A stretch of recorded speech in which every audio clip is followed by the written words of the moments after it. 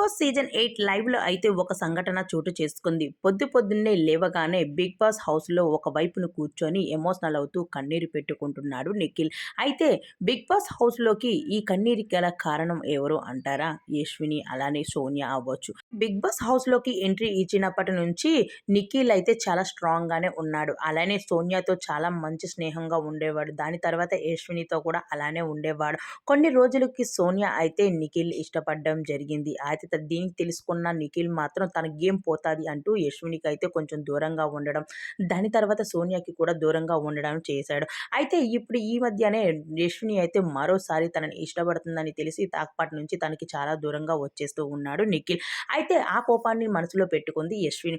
దాని తర్వాత 'big boss' హౌస్‌లోకి ఎలిమినేషన్ అయ్యి బయటికి వెళ్ళిపోయిన సోనియా ఇప్పుడు 'బిగ్ బాస్' హౌస్‌లోకి ఎంట్రీ ఇచ్చి 'బిగ్ బాస్' హౌస్‌లో ఉన్న కంటెస్టెంట్స్ అందరినీ నామినేషన్ చేయడం జరిగింది. మొదటిగా ప్రార్థనని, తర్వాత నిఖిల్ నామినేషన్ చేసింది. అయితే నామినేషన్ చెయ్యగానే ఇక్కడ చాలా ఎమోషనల్ అవుతూ వచ్చేస్తున్నాడు నిఖిల్. చాలా నమ్మాను. కానీ తను ఇలా వచ్చి నన్ను నామినేషన్ చేస్తదని తెలియదు అంటూ అవినాష్‌తో తన ఎమోషనల్‌ని పంచుకుంటూ వచ్చేస్తున్నాడు నిఖిల్.